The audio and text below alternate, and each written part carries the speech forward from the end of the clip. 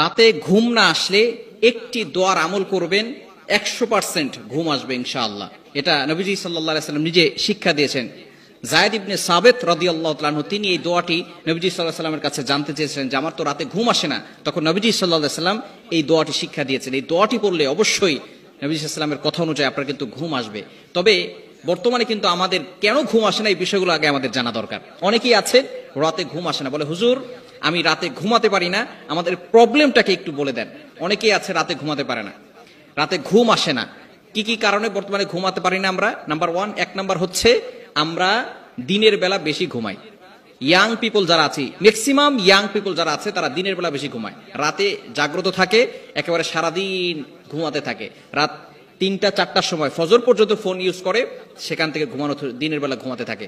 অথচ আল্লাহ পাক রব্বুল আলামিন ও জাআলনাল লাইলা লিবাসা 30 নম্বর পারার 1 নম্বর পৃষ্ঠা সূরা নাবার ভিতরে বলে দিয়েছেন যে এই রাতটাকে কিন্তু ও জাআলনাল লাইলা লিবাসা ও জাআলনান নাহারা মাআশা, আল্লাহ তাআলা বলছেন এই রাতটাকে কিন্তু আমি বিশ্রামের জন্য দিয়েছি। সুতরাং রাতে ঘুমাবেন, দিনের বেলা বেশি ঘুমাবেন না। দিনের বেলা বেশি ঘুমায়, পরে শেষ পর্যন্ত দেখা যায় রাতের বেলা ঘুম আসে না।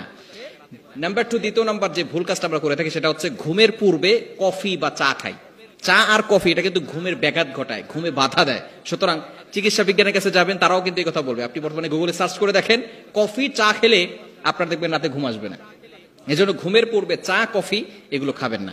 এবং 3 নাম্বার হচ্ছে মোস্ট ইম্পর্টেন্ট, সেটা হচ্ছে মোবাইল। অ্যান্ড্রয়েড ফোন এটা আমাদেরকে ধ্বংস করে দিচ্ছে। ইয়াং পিপল যারা আছি তাদের ইমান আমল সবকিছু নষ্ট করে দিচ্ছে এই ফোন। আমরা ফোন ব্যবহার করতে করতে এমন পর্যায়ে চলে গিয়েছি আমাদের ইমান আমল সবকিছু শেষ হয়ে যাচ্ছে। এজন্য বেশি ফোন ব্যবহার করা যাবে না। আপনার ফোনটাকে মুসলমান বানাতে হবে, পারবো না ইনশাআল্লাহ? হ্যাঁ, আপনি ফেসবুক ব্যবহার করবেন, ফেসবুকের মাধ্যমে আপনি ইসলামিক পোস্ট করেন, ইসলামিক স্ট্যাটাস দেন, আপনি অশ্লীল ভিডিওগুলো দূরে সরিয়ে দেন। যে ফ্রেন্ড আপনাকে খারাপ কোনো ভিডিওর লিংক দিবে, কোনো মেসেঞ্জারে খারাপ কোনো ভিডিও লিংক দিবে, সেই ফ্রেন্ডকে আপনি আনফ্রেন্ড করে দেন, তাকে ব্লক করে দেন। ওই সমস্ত ফ্রেন্ডের দরকার নাই। যে ফ্রেন্ড আমাকে জাহান্নামের পথে নিয়ে যাবে, খারাপ ভিডিও দেখিয়ে আমাকে জাহান্নামের পথে হাঁটাবে, সেই ধরনের ফ্রেন্ড আমার দরকার নেই। এজন্য অবশ্যই এই বিষয়গুলো আমাদেরকে খেয়াল রাখতে হবে। যে ফ্রেন্ড থাকলে আপনি নামাজের কথা মনে করতে পারেন, যাকে দেখলে আপনার নামাজের কথা স্মরণ হয়, আল্লাহর কথা স্মরণ হয়, এমন ফ্রেন্ড আপনি তৈরি করেন, এমন বন্ধু আপনি চয়ন করেন, তাহলে আপনার দুনিয়াটাও সুন্দর হবে, আখিরাতও সুন্দর হবে। এজন্য অবশ্যই মোবাইল নিয়ে আমাদের ঈমান আমল ধ্বংস করা যাবে না। রাতের বেলা দ্রুত ঘুমাতে হবে। এবং ঘুম না আসলে যে দোয়াটা করবেন সেটা হচ্ছে, সকলে এই দোয়াটা ভালো করে করে নিবেন এবং এটাকে মুখস্থ করে নিবেন।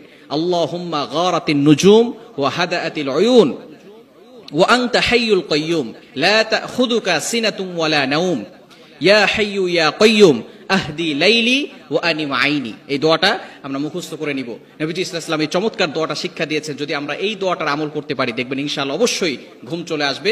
এবং বেশি বেশি করে দুরূদ শরীফ পড়বেন। দুরূদ শরীফ পড়লে দেখবেন শয়তান অটোমেটিক আপনাকে ঘুম পাড়ায় দিচ্ছে, কারণ আপনি বেশি দুরূদ পড়লে বেশি সওয়াব পাবেন। এজন্য শয়তান দেখবেন আপনাকে ঘুম পাড়ায় দিচ্ছে। এজন্য দুরূদ শরীফ পড়বেন আর এই দোয়াটা বেশি বেশি পড়বেন। আল্লাহ পাক রব্বুল আলামিন আমাদের সকলকে সকল ধরনের বিপদ থেকে হেফাজত থাকার তৌফিক দান করেন।